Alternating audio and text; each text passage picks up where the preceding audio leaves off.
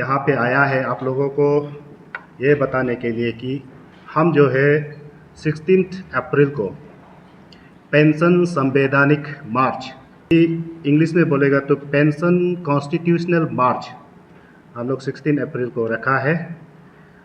वो जो है दैट विल स्टार्ट फ्रॉम ये आकाशदीप से लेके आपका टेनिस कोर्ट तक हम लोग का मार्च रहेगा। इससे पहले मैं अपना जो है एज ए जनरल सेक्रेटरी मैंने आज तक क्या क्या काम किया उसको मैं बताना चाहूँगा। मैं इस मुहिम पे जुड़ा लास्ट ईयर अक्टूबर से जुड़ने के बाद हमारा national movement for all pension scheme all over India का गुवाहाटी में एक कॉन्फ्रेंस हुआ, वहाँ पे मैंने अटेंड किया। वहाँ पे मेरा नेशनल लीडर विजय बंधु जी से मिला, मंजीत सिंह पटेल जी से मिला और नॉर्थ ईस्टर्न स्टेट्स का जितना भी national movement for all pension से जुड़ा हुआ है उन लोगों से मिला। वहाँ से वापस आने का वहाँ पे पहुँच के वहाँ जाके मैंने जाना कि ये न्यू पेंशन सिस्टम यानी कि अभी नेशनल पेंशन सिस्टम बोलता है, इसका डीमेरिट्स ये क्या होने जा रहा है मेरे साथ, इसका बारे में जानने के बाद मैंने अरुणाचल में पूरा हर ज़िला में ये मैसेज को पहुंचाने के लिए खुद अपना बलबूते पे पूरा अरुणाचल का डिस्ट्रिक्ट्स को कवर अप किया और यहाँ वापस आके ईटानगर में वापस आके पूरा ईटानगर का हर डिपार्टमेंट को टचअप करने के लिए कोशिश किया। और अभी तक मेरा लेवल में मैंने जितना किया और अभी पूरा अरुणाचल न्यू पेंशन सिस्टम क्या है और इसमें डीमेरिट्स क्या है इसका बारे में सबको पता है। और एक बात मैं ये बताना चाहूँगा, हमने संडे को ही क्यों ये पेंशन संवैधानिक मार्च यानी कि पेंशन कॉन्स्टिट्यूशनल मार्च हमने संडे को ही क्यों रखा। हम सरकारी नौकर हैं,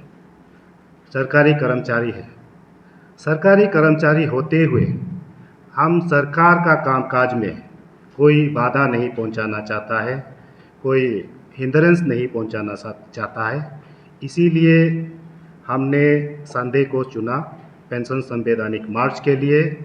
उसके बाद जब सरकार कोई मतलब इमरजेंसी ड्यूटीज़ लगाता है तो हमारा लिए कोई संडे नहीं होता, कोई मंडे नहीं होता, कोई सैटरडे नहीं होता, हमको जाना ही पड़ता है। सो इसीलिए इसमें ये नहीं सोचना है कि संडे को ही क्यों रखा है। संडे को रखने का कारण यही था। इस मोमेंट को हम अगर कहें, विस्तार से कहें तो ये जो किसी का खिलाफ नहीं है। मैं आप सबको इतना बताना चाहूँगा, हमारा सरकार के अंदर में जो कर्मचारी है, इसमें दो प्रकार का कर्मचारी रह गया आजकल का ज़माना में। जैसे आपको मैं बताना चाहूँगा, एक जो रह गया ओल्ड पेंशन सिस्टम सब्सक्राइबर्स, दूसरा हो गया न्यू पेंशन सिस्टम सब्सक्राइबर। तो ये पॉलिसी जो है सेंट्रल गवर्नमेंट के द्वारा 2004 को लाया गया है और 2004 से कई प्रदेश लोग ने अपना अपना हिसाब से अपना प्रदेश में इसको इन्फोर्समेंट किया और हमारा अरुणाचल रह गया। हमारा अरुणाचल का बारे में, अरुणाचल में ये न्यू पेंशन सिस्टम जो है 2008 का 1 जनवरी से लागू किया गया। तब से लेके अभी तक 2023 यानी लगभग 16-17 साल चल रहा है। इसमें जब हमको एक सरकार का कर्मचारी का तौर पर नियुक्त किया गया था, उस समय हम बिल्कुल अनजान था कि ये न्यू पेंशन सिस्टम क्या है। ये न्यू पेंशन सिस्टम का गाइडलाइन भी हमें दिया नहीं गया है, प्रोवाइड नहीं किया गया। और जो भी ये न्यू पेंशन सिस्टम को जो ऑफिशियली डील करता है, उनका ओर से भी हमें कुछ विस्तार से हमें जानकारी हासिल नहीं हो पाया। इसका चलते हमने कुछ अपना ज़िंदगी का बहुमूल्य कुछ 16-17 साल का जितना अपना कमाई को हमने न्यू पेंशन सिस्टम में डाल दिया। डालने के बाद अभी हमको ये नज़र आ रहा है कि ओल्ड पेंशन सिस्टम में जितना भी सुविधाएं मिलते हैं, प्राप्त करते हैं, वो सुविधा हमारा न्यू पेंशन सिस्टम में नहीं है। जैसे कि मैं आपको बताना चाहूँगा, हम अगर सर्विस में रहते हुए सर्विस का बीच में भगवान ना करे देहांत हो जाते हैं, वहाँ में हमारा ग्रेच्युटी का कोई प्रॉपर पॉलिसी गाइडेंस नहीं है। रिटायरमेंट मिलने का बाद भी हमारा पेंशन कैसे होगा, इसका कोई अभी तक सही तौर में पॉलिसी प्रोग्राम है ही नहीं। मैं ये भी आपको बताना चाहूँगा, जो डिपार्टमेंट ये पेंशन सिस्टम को डील कर रहा है उनसे भी जाके पूछ के देखा, उनका भी यही कहना है अभी तक कोई प्रॉपर पॉलिसी नहीं है। इसके लिए उन लोग का ओर से भी ये कोई सही दिशा और दशा को तय नहीं कर पा रहा। इसको मैं विरोध में जताते हुए, इस सिस्टम को, इस पॉलिसी को विरोध का रूप में जताते हुए हमने कई बार हमारा प्रदेश का सरकार को in the form of memorandum, in the form of representation कई बार दिया है। देने का बावजूद भी हमारा सरकार, प्रदेश की सरकार द्वारा कोई हमें सुनने को तैयार नहीं है।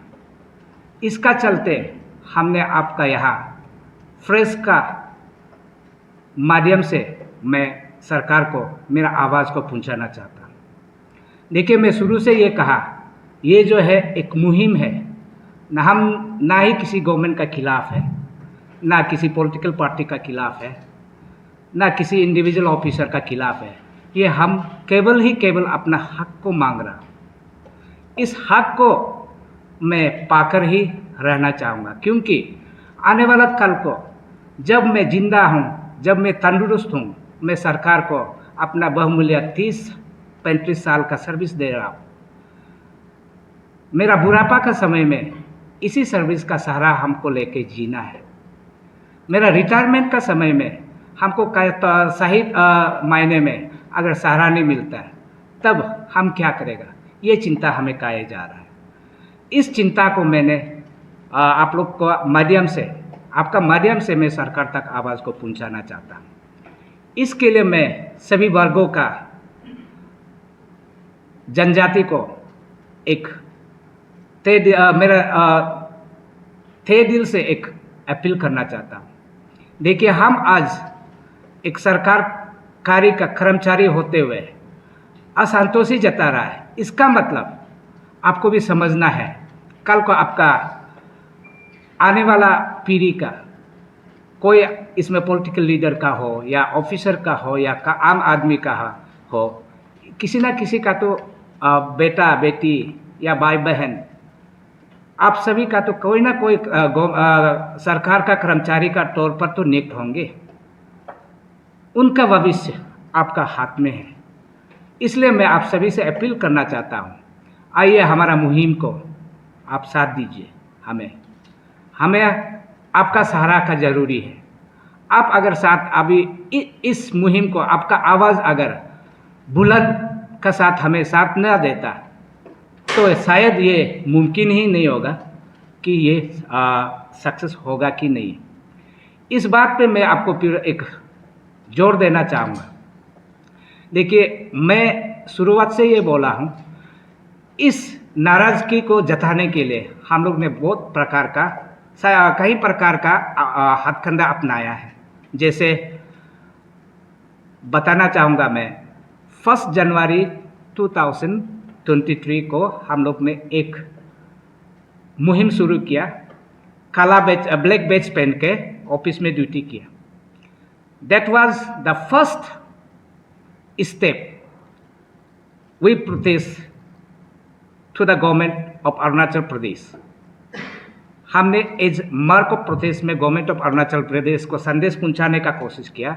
हमने कहा ब्लैक बैज पहन के ऑफिस में अपना अपना जहाँ जहाँ हमको तैनात किया वहाँ हमने सर्विस दिया। उसमें गवर्नमेंट का ओर से कोई जवाब नहीं है। सेकंड स्टेप जो है, हमने रिसेंटली आईजी पार्क में 2 घंटा का पीसफुल धरना किया। उस धरना का नतीजा भी अभी तक गवर्नमेंट क्या सोच रहा है, गवर्नमेंट का सोच विचार क्या है, वो भी अभी तक हमें कोई जानकारी देने का या जानकारी लेने का या देने का उचित नहीं समझ रहा है गवर्नमेंट जो। उसका साथ साथ हमने कई प्रकार का मेमोरेंडम दिया, कई प्रकार का प्रेजेंटेशन दिया, यहाँ तक असेंबली में भी हमने ये आवाज़ को कोई हमारा माननीय विधायक के द्वारा असेंबली में भी सवाल उठाने का कोशिश किया, मगर वो सब काम जो है कोई रिजल्ट नहीं रहा। इसका चलते हमने इस 16 तारीख को, जैसे हमारा जनरल सेक्रेटरी साहब ने जिक्र किया है, as a mark of protest असंतोषी जताते हुए हम 16 तारीख को, ये 16 अप्रैल को एक पीसफुल धरना रैली आयोजित करेंगे आकाशदीप से लेकर टेनिस कोर्ट तक।